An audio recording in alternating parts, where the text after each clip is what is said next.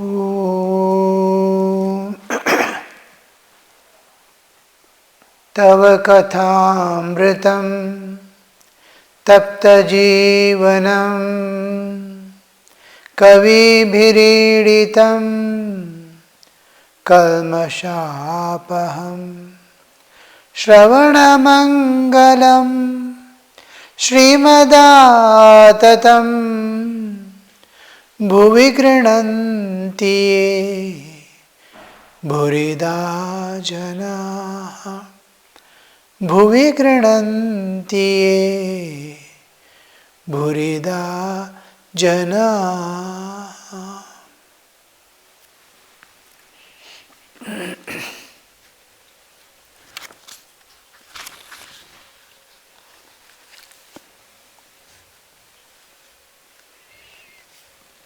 About the Bahudakas and Kutichakas, the two types of sannyasis, two classes of yogis who keep on roaming about for some time till they settle down from within. Once they are settled down from within, they are settled down from without also. Then once they get all things inside, calm down, inside restlessness, desires make them roam about from place to place, and finally they find. That's what Sri Ramakrishna is telling about the two classes. Bahudakas roam about visiting various holy places and have not yet found peace of mind.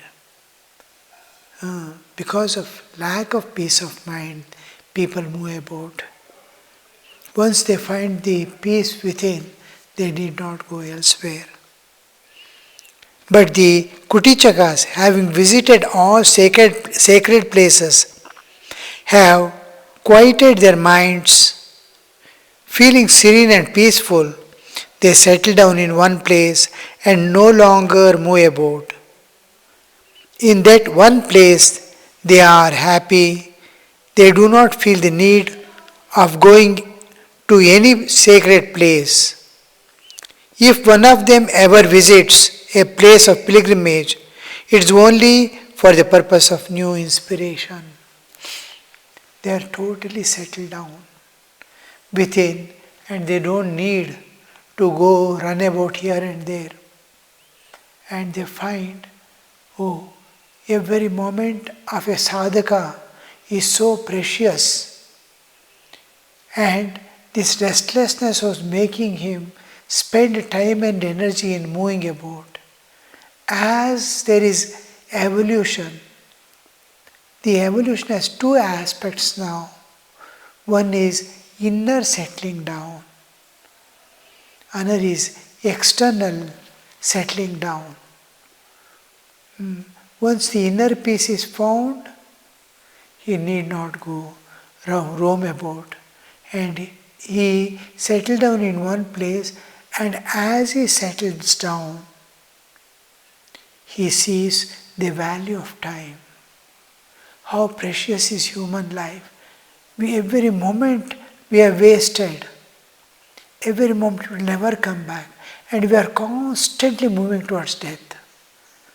Oh, one more day I have spent in this world in vain.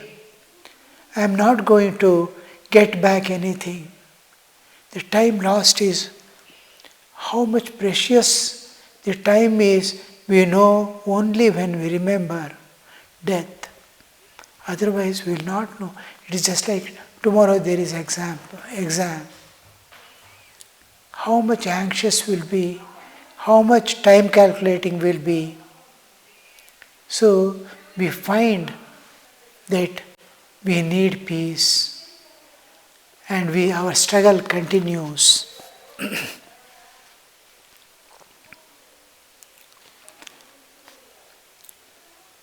In that one place, if at all they go, it is to get new inspiration.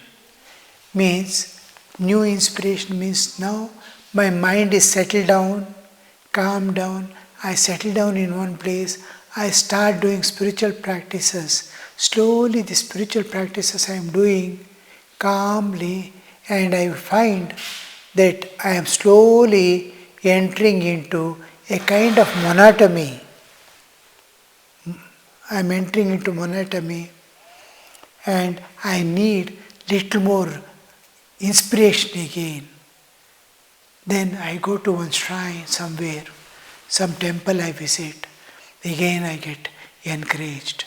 I see the other devotees coming, praying, offering their services, all that. And you are sitting in one place and doing. Slowly the spirit comes down after some time, again to awaken that spirit. Daily I am doing some routine, it will go on in such a perfection, the work, and every morning getting up, sitting for meditation, then going for worship, taking a little offering and prasad, the whole thing, it is going on in a routine, but it is slowly becoming monotony. Monotony is what we feel. Time is being spent in going in merry-go-round.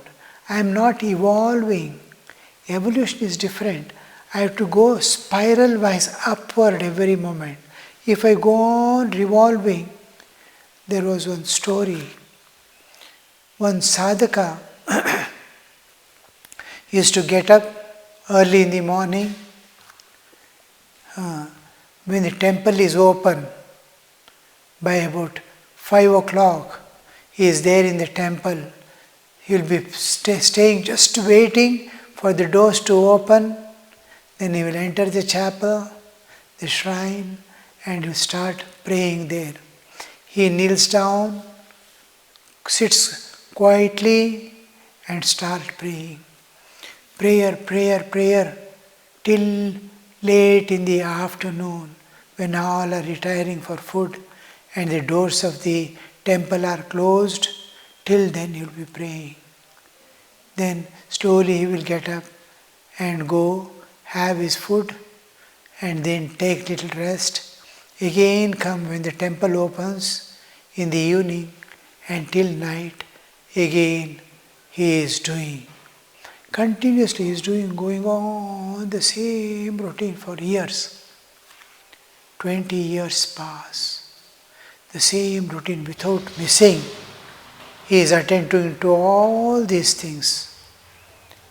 And one day it so happens that every morning he used to be there in shrine, prayer hall, by 5 o'clock. One day somehow he sleeps off. And just 5 minutes left for 5, somebody knocks on the door. And then he gets up and sees 5 minutes are there. He will run and open the door and see nobody is there. Then he has still 4 minutes. He runs to the prayer hall. The doors are just opening, and he thanks God for waking him up. And then again he goes back. In the evening he is so happy, God has made him to wake up. Again next day he sees he has gone and slept off. 3 minutes will be there. Again there is a knock at door. And he will be thinking, oh. Again he gets up and sees time is over and opens the door and sees nobody is there. But he clearly hears the knock on the door. Then again he thanks God. Third day he'll be waiting. There might be a knock today. He'll be just he has kept the bolts open of the door. And then he is just waiting for the knock. He just sees somebody knocking at the door. Immediately opens and sees some black figure is running away. and he chases that figure. And then after long, he came, that black, dark, this one will stand and turn back. And he is asked, why are you chasing me? He says, God, you have been kind enough to wake me up for last 2 days. I was thinking today also you might come. He says, no, I am not God. He says, you can't be anything else other than God. Nobody knows that I am sleeping, and nobody knows that he must wake up except God. You cannot be anything. You never wanted me to break my vows, and you have come in that form. He says, no, I am Satan. I have come because every day you are satisfied with the getting up in morning, going for prayer and coming out. Now you started weeping because it was delayed. So I wanted you to continue the routine without missing, so that you are kept busy in that play. So we enter into a kind of monotony and we get satisfied. I am doing all my spiritual practices regularly, correctly, but there is no evolution. We forget that we are sitting on the merry-go-round and we are going round and round in the merry-go-round without any evolution as such. So to evolve, we need an entirely different structure. So when the inspiration, when we are entering into monotony, when something happens in such a way that I am entering into a constant merry-go-round, I need some inspiration again to continue in an evolutionary process. Every day must be a new day. Every meditation must be a new meditation. Constant, vibrant meditations, vibrant spiritual life. It must be always active states. And I must be experiencing, within a few months, I must have kept at least one step ahead towards God. I may have to walk miles together, but if you don't keep a single foot in 2-3 months, when will I be reaching some amount of calmness, some amount of evolution, some moments away from all things? So these things will make us slowly evolve. So this is called inspiration. So when such state comes in the mind that I am going round the merry-go-round, then he visits some sacred place. We usually don't go on pilgrimage to sacred places in a picnic-like mood. There will be a kind of tapas. Going to a pilgrimage center is a tapas. We take lot of strains. As far as possible, we don't wear footwear. We don't keep an umbrella. We walk as much as possible. So some kind of tapas is done. Once in a day I will take food. These things we do while going to a sacred place on pilgrimage.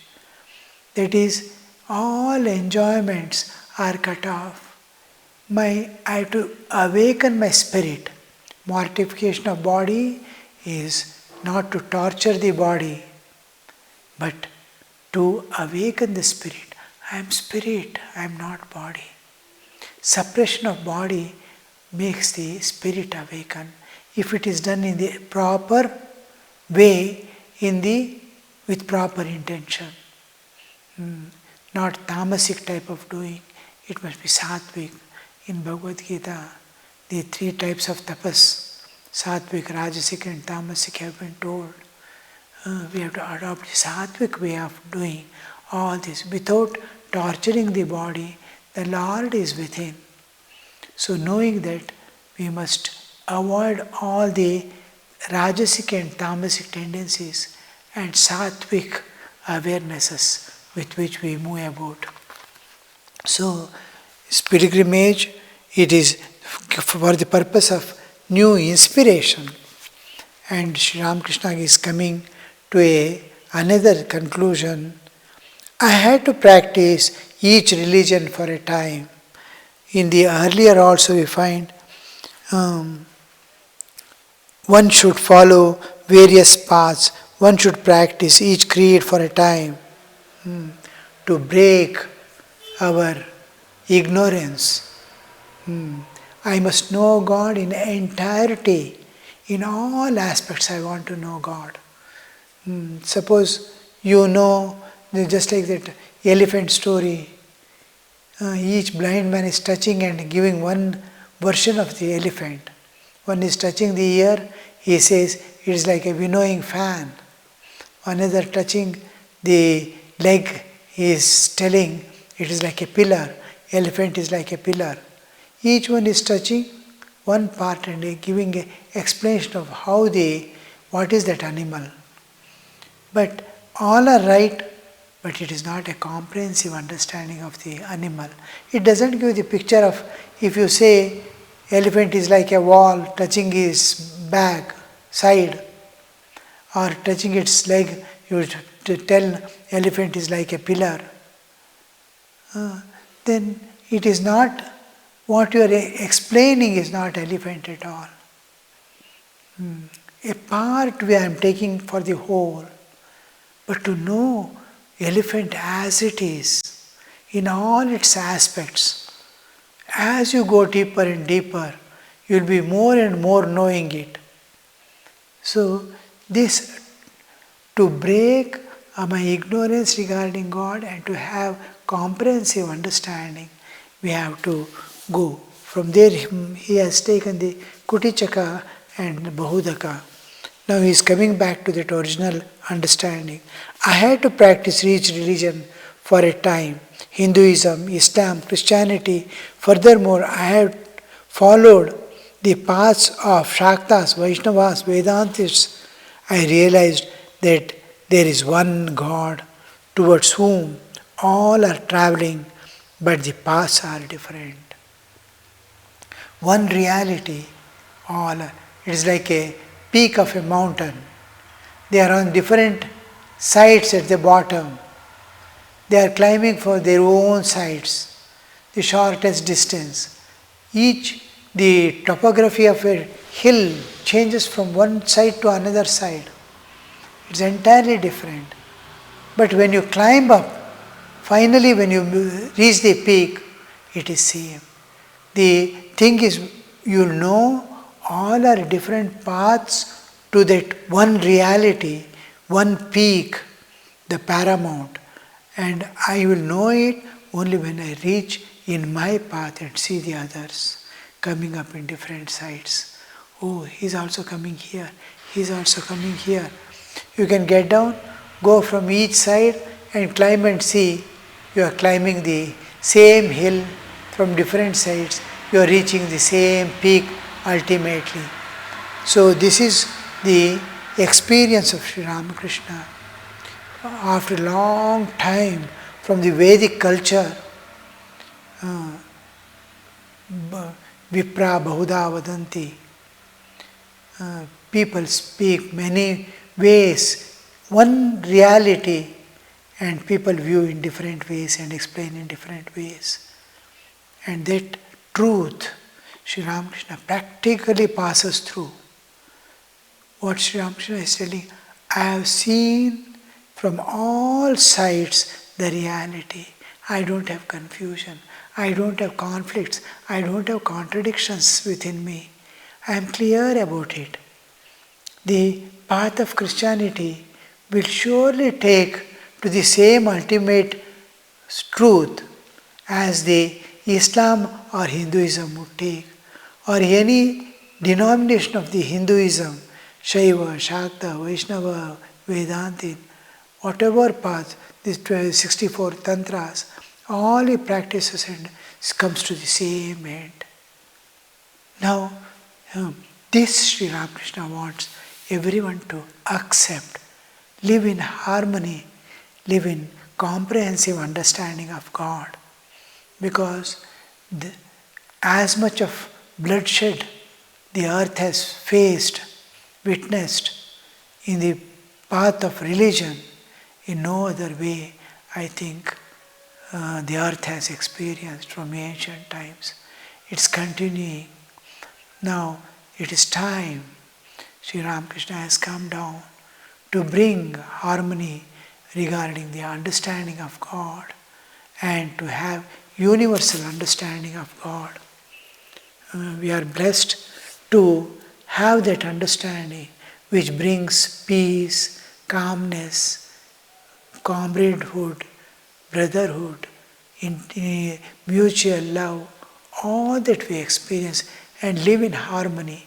Harmony with nature, harmony with divine, harmony with all aspects of life, harmony with all races, all religion, whatever differences are there, to live in harmony with it. So this is what we find Sri Ramakrishna telling. While visiting the holy places, Sri Ramakrishna is continuing, I would sometimes suffer great agony. We are going to the pilgrimage to have new inspiration. But Sri Ramakrishna is telling many times I had to go somewhere and face great agony, grief. Once I went with Mathur to Raj Babu's drawing room in Benares. I found that they talked there only of worldly matters, money, real estate, and the like. At this I burst into tears. I said to Divine Mother, weeping, Mother, where hast thou brought me? I was much better off at Dakshineshwar. In Allahabad, I noticed the same thing that I saw elsewhere. The same ponds, same grass, same trees, the same tamarind leaves. Wherever you go, the same world. In different ways, the vegetation you see. Some topography may change, but same world, same things we are seeing in different places. Same water, same sky, same cloud, same rain, all are common. What is different is why I am going from place to place or some other place is for inspiration to get new awarenesses. The old awarenesses, when it becomes little dull, faded away, I want new inspiration. For that I go. But if that is not fulfilled, the purpose for which I am going to now I want new inspiration. My internal things have become faded little, dull they have become.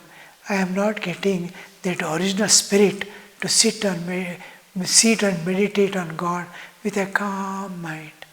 I slowly start entering into tamas. So I want some new inspiration and I go with all expectations that I will develop love of God. I will see new things. I will know people. There will be so many devotees will be coming. How in various ways they will be loving God.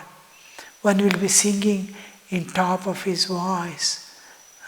Another will be sitting for prayer. Another sitting for meditation. Another is doing some japa.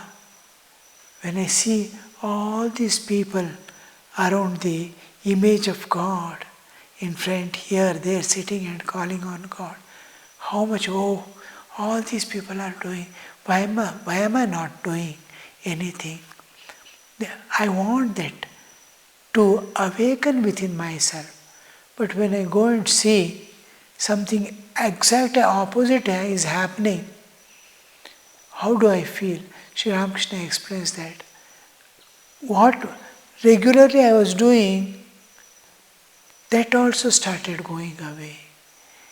When we go to for pilgrimage to any shrine, any temple, we must always go with proper company. The company which will not divert our attention to anything else other than God and divine. You have to select with whom to go, who doesn't speak to you anything but God, who doesn't point out to anything other than the divine. The place will be dirty. His attention doesn't go. The companion also doesn't show, oh, how dirty it is. No. His whole attention is, by chance, if mind is going away, he brings back. Oh, this place was visited by such and such sage. This was established by such and such person. How many devotees come here? How many devotees get the vision of God? All these things, when they discuss, what does that place represent for? What type of renunciation, what type of awarenesses it can create? Historical background, spiritual background, religious background, all these, saints' life associated with it. All this when we bring back, and it does udipana, inner awakening. Otherwise, when Sri Ramakrishna went to Benares with these people, Mathurat and all, he had to go with Mathurat to one of his friend's house, and they were talking all worldly things. Sri Ramakrishna started weeping. I was better off there in Dakshineshwar. Why did you bring here, mother? To hear all these worldly things. When, as far as I am here, anybody coming or anybody inside the ashrama also, I don't speak to them anything but God and God all the time. Work in few words, anything anybody asks and calls upon. In minimum words, I discuss and leave it. Take up all the time, thought of, because people are coming from outside, they are dipped in the world. When they come here, again if I speak to them about the world, how it will be. So with great care, I speak them. I don't even know the names of many of the devotees. Life is precious, human life. Why to think of the world again? World has entered within us. We have to eliminate the world now. Fill ourselves with the divine. Inside must be divine alone. Everyone is carrying so many things of the world. Their children, their family, their problems, their work, their earnings, all this is filled with. We are supposed to empty that. It's not going to come. This is a constantly changing world. Every moment everything is changing. And we ought to hold on to that change. It is time to release everything and call on God. We have to attend to our duties and responsibilities of life. We cannot shirk off. At the same time, we have to see, I work from outside. I stand inside and work. Work is done in external world with external awarenesses, but inside I don't carry them. No work or no things of the world should be within. Go as if you are going out, attending to everything and coming out inside. Inside you are alone with God all the time. Let world not be there within you. Be in the world, work in the world, do all your duties and responsibilities, but inside keep pure and only divine. Om Shanti Shanti Shanti Harihi Om Tat Sat Shri Ramakrishna Arpanamastu.